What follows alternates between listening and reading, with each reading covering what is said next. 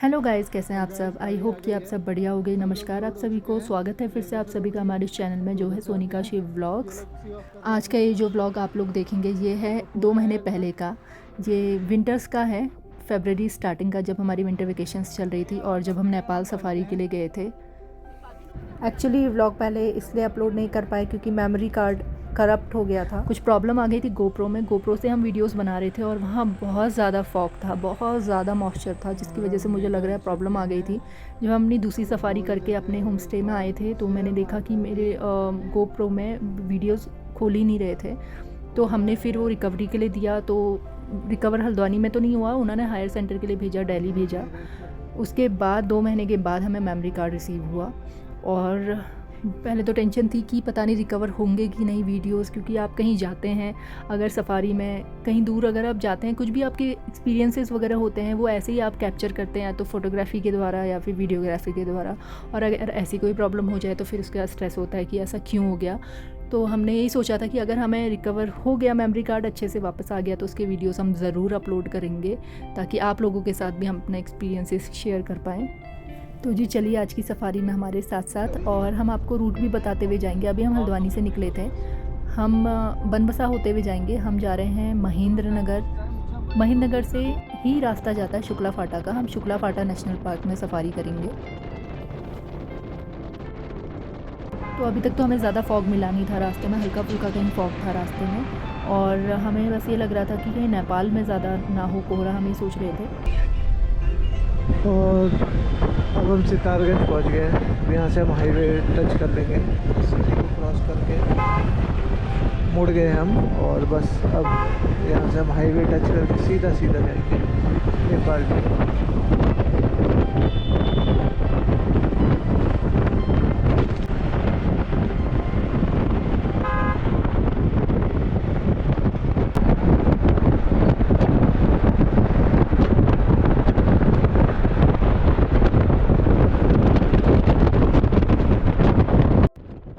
तो हाईवे से सीधे चलते ही एक रूट, ये जो राइट में जा रहा है, ये जाता है खटीमा की तरफ, और हम जा रहे हैं बिल्कुल सीधे वाले रूट में जो कि टनकपुर वाला रास्ता है। हमें जाना है बनबसा। बनबसा से ही हम महेंद्र नगर के लिए जाएंगे।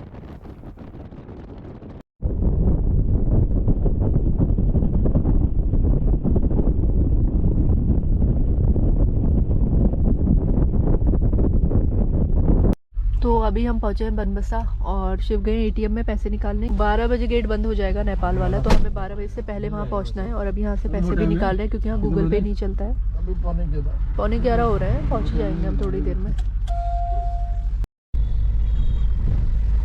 ये जो दुकानें लगी हुई हैं ये इंडिया में ही आता है, यानी कि हमारे भारत में। और जो साइकिल्स में लोग आते हैं, बाइक में आ रहे हैं, ये नेपाल से आ रहे हैं। ये बिज़नेस करते हैं, इधर से उधर सामान सप्लाई करके। कुछ सामान नेपाल से यहाँ पर आता है, कुछ नेपाल से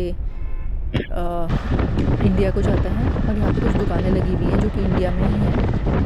ये कैनाल जाएगी पीलीभीत को, ये भी शारदा नदी की कैनाल है। जब हम पीलीभीत जाते हैं तो आपको पता ही होगा कि कैनाल जो है शारदा नदी की कैनाल में है। और टाइम से पहुँच गए तो 2 बजे से हम सफारी करेंगे।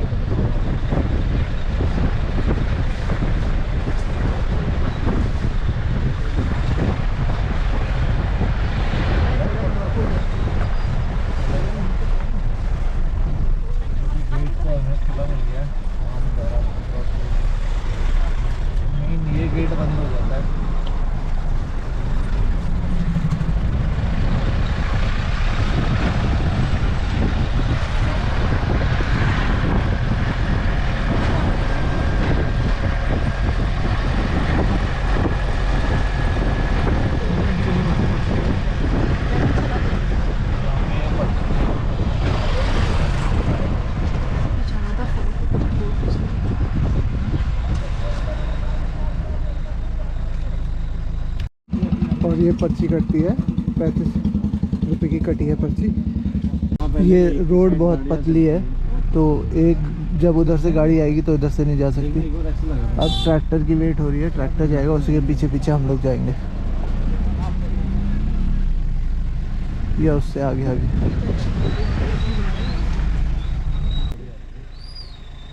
मैंने देखा कि काफ़ी सारे लोग साइकिल से आ रहे हैं, साइकिल से आने में कोई टिकट वगैरह नहीं करता। तो बहुत पतला सा रास्ता है, सिर्फ एक ही गाड़ी यहाँ से पास हो सकती है, तो हमें वेट करना होगा सामने से गाड़ी आने का। चलो चलो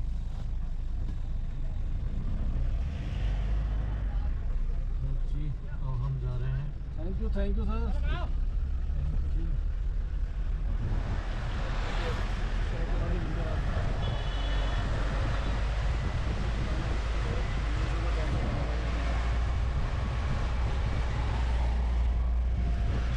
बहुत ही पुराना ब्रिज बना हुआ है। तो ये जो बैराज है, ये जो डैम है, ये शारदा नदी पर है। इसे शारदा बैराज भी कहते हैं, बनबसा बैराज भी कहते हैं। ये इंजीनियरिंग का एक नायाब नमूना है। ये अंग्रेज़ों के टाइम पे बना था। अंग्रेज़ों ने पहले तो यूपी था, उत्तराखंड और यूपी में ही था, तो जो यूपी की काफ़ी सारी कृषि की जो भूमि थी उसकी सिंचाई के लिए बैराज बनवाया था। और इस बैराज के निर्माण में उस वक्त की जो बिल्कुल अत्याधुनिक तकनीक जो कह सकते हैं उनको अपनाया गया था, जो आज भी लोगों के लिए एक तकनीक का एक नमूना है और मार्गदर्शक भी है।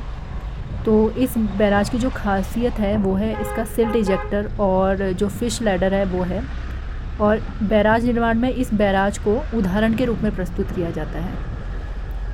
और जो ये बैराज है इसने जल प्रबंधन, सिंचाई और भारत और जो नेपाल के बीच संबंध है उनमें भी योगदान दिया है।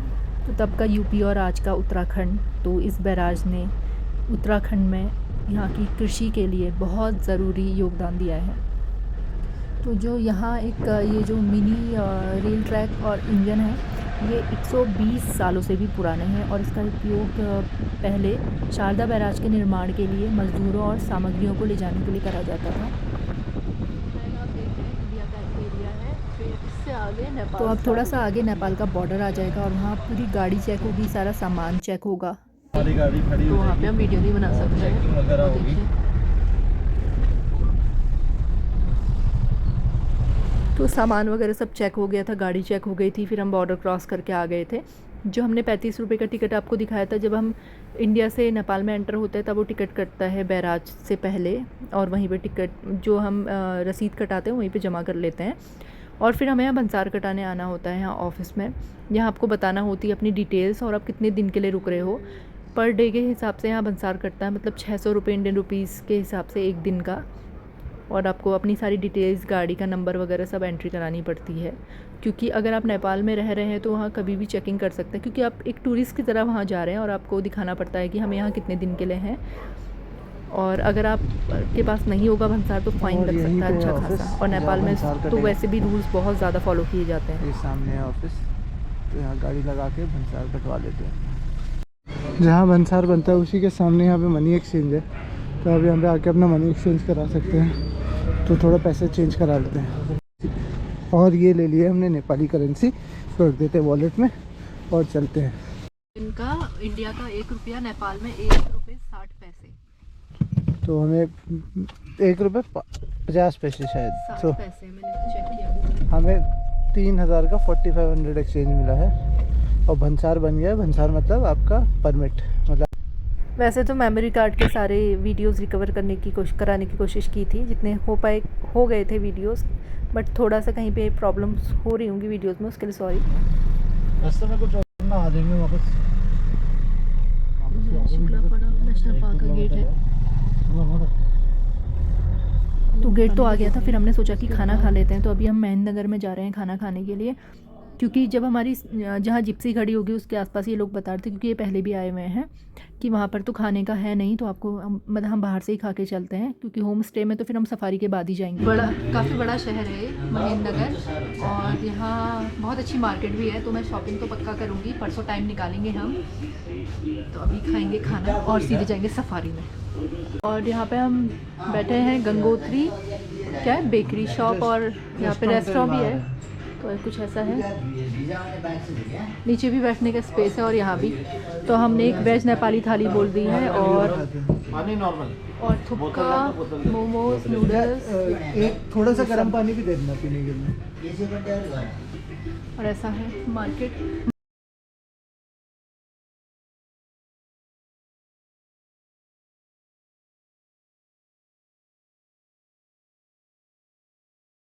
थुक्का आ चुका है, मोमोज आ चुके हैं। हाँ वेज थाली 2 है ना? हाँ जी 2 वेज थाली भी आ गई हैं। यार एक प्लेट मिल जाएगी। और बस अब गाड़ी में बैठ गए हैं। जो होटल गंगोत्री है और यहीं पे स्वीट्स एंड बेकरी की शॉप भी है और रेस्टोरेंट एंड बार भी है।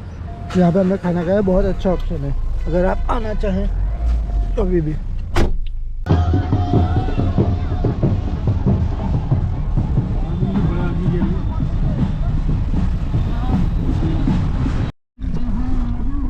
और ये है पार्क की एंट्री। हम चले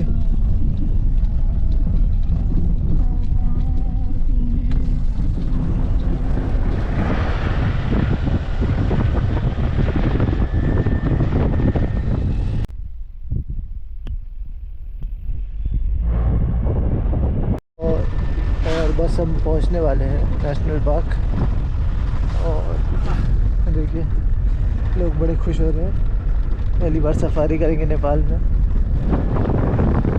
और यहाँ पर बहुत जल्दी एयरपोर्ट बनने वाला है।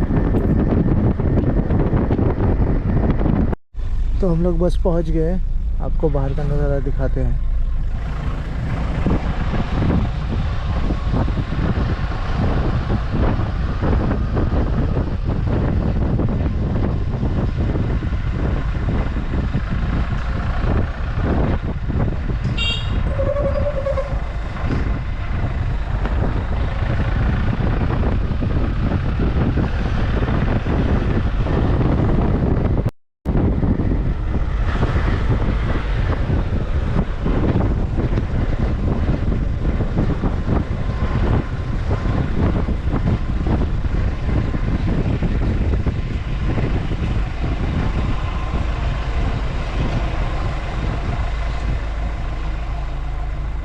जोशी जी तो आराम हो। नमस्कार। ठीक है सर। और ये है एंट्री गेट, यहीं से चलेंगे अभी। और ये उतर गई है तो टिकट काट लेते हैं तो बाद में देर हो जाएगी। कैसे बढ़िया। भैया के साथ ही गए थे। इसको यहीं एंड करते, यहीं पे टिकट काउंटर टिकट काट लेते हैं और फिर यहाँ से आपको आगे का दिखाएंगे। और आपको तब तक एक बार डिटेल्स दिखाते हैं, यहाँ पे लिखी हुई है।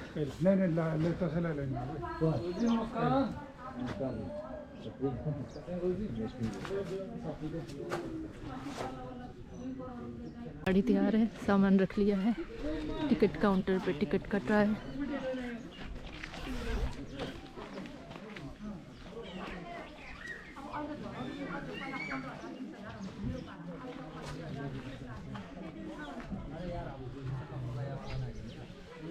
और फर्स्ट टाइम मैं आई हूँ पीलीभीत नहीं करता शुक्ला फाटा नेपाल। ये लोग तो पहले आ चुके हैं, देखते कैसे एक्सपीरियंस रहता है। और ये है यहाँ पर टिकट का। तो यहाँ पर हम हैं फॉरनर्स यानी कि विदेशी नागरिक, तो ये वाला चार्ज होगा हमारे लिए, विदेशी नागरिक वाला।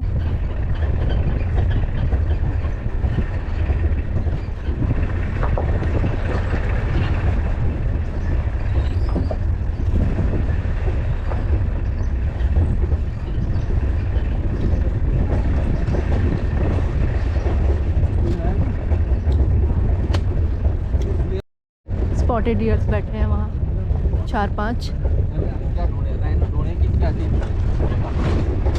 टाइगर ही तो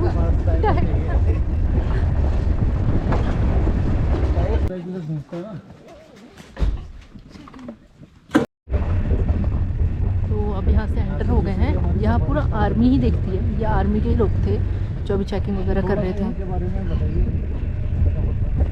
और जोशी वहाँ जाएंगे, जगह पे करेंगे, जगह जगह पे बताएंगे जगह।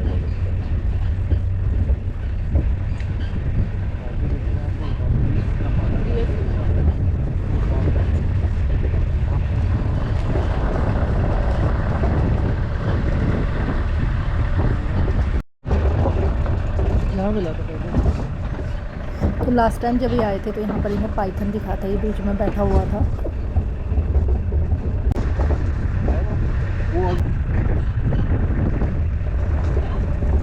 ईमेल ज़्यादा। जैसे हमारे 2 एरिया में घूम रहे हैं हम, इन एरिया में कितने टाइगर हैं जो अभी जा रहे हैं टूरिस्ट के एरिया में? टूरिस्ट के एरिया में बहुत है अभी तो। बाहर तक जा रहे हैं तो अभी जगह नहीं है ना इसके अंदर। अच्छा, बाहर रोड तक जा रहे हैं? हाँ, रोड तक जा रहे हैं।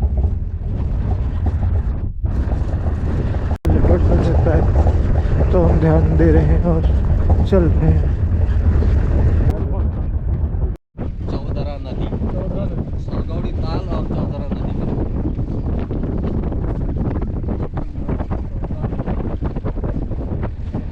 तो जोशी जी ने ये भी बताया था कि यहाँ लेपर्ड्स का मूवमेंट बहुत है इस एरिया में, तो जितने तिरछे पेड़ हैं उनको हम अच्छे से देखते हुए जा रहे हैं।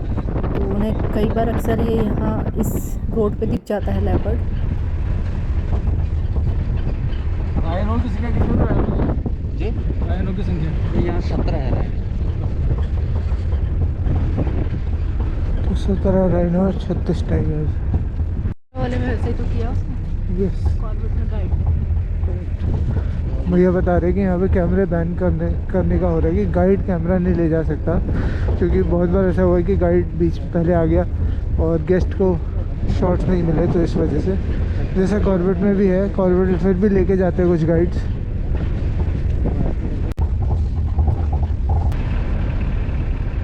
तो मौसम ने तो काफ़ी अच्छा साथ दिया हुआ है, धूप है अच्छी, हमें लगा था कहीं कोहरा ना लगा हो। तो जो शुक्ला फाटा नाम है वो रिज़र्व फॉरेस्ट के अंदर पाए जाने वाले घास के मैदानों में से एक से लिया है। शुक्ला फाटा नाम जो प्रमुख घास के मैदान, जो निरंतर घास के मैदान का सबसे बड़ा टुकड़ा है, उस क्षेत्र को कवर करता है। और अब हम जा रहे हैं सरगौड़ी ताल की ओर।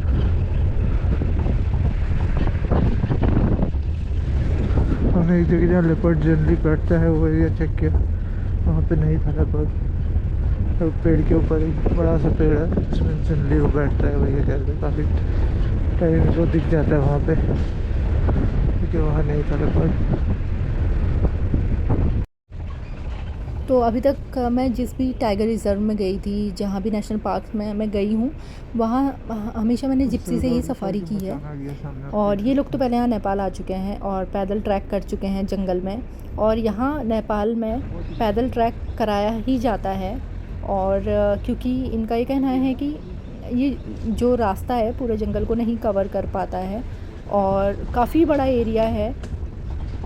तो अगर आपको यहाँ सही से सफारी करनी है, एक्चुअल में वाइल्ड लाइफ देखनी है, तो यहाँ पैदल ट्रैक करना होता है, पैदल सफारी करनी पड़ती है। वो वैसे पैदल सफारी के तो मैं बिल्कुल भी मन में नहीं थी, बिल्कुल भी मूड में नहीं थी। लास्ट टाइम जब ये इनके मैंने व्लॉग्स देखे, वीडियोस देखे, तो मैं बहुत ही ज़्यादा डर गई थी, क्योंकि इन्हें टाइगर दिखा था जब ये पैदल एनकाउंटर होते रह गया था। एनकाउंटर ही समझिए, थोड़ा दूरी पे था लेकिन टाइगर तो मतलब बिल्कुल आमने सामने था। 200 से 300 मीटर की दूरी पे था और टेरिटरी मार्किंग कर रहा था, और फिर इनकी साइड भी देखा था उसने, और फिर वो अंदर की तरफ चला गया था। इस नेशनल पार्क में अब हमें स्वयं डियर्स बहुत अच्छी संख्या में देखने को मिलेंगे, और मतलब कि 12 सिंघा। और यहाँ राइनो है, राइनोज़ की संख्या टाइगर से कम है, तो वो देखना थोड़ा ज़्यादा डिफ़िकल्ट होगा, मतलब ज़्यादा डिफ़िकल्ट राइनोज़ देखना होगा कंपेयर टू टाइगर। तो हम राइनोज़ पे भी ज़्यादा फोकस करेंगे। गुठेल बोलते हैं ना, छोटे से गुठेल। हाँ, राइनो एप्पल बोलते हैं इसको। Rhino Apple. हाँ, यहाँ पे है मूवमेंट टाइगर की। यहाँ पर है, आपको कहाँ दिखा था पिछली बार? इनको तो अभी तो ग्रासलैंड टाइगर कहीं भी दिख सकता है, पूरा जंगल ही उसका है।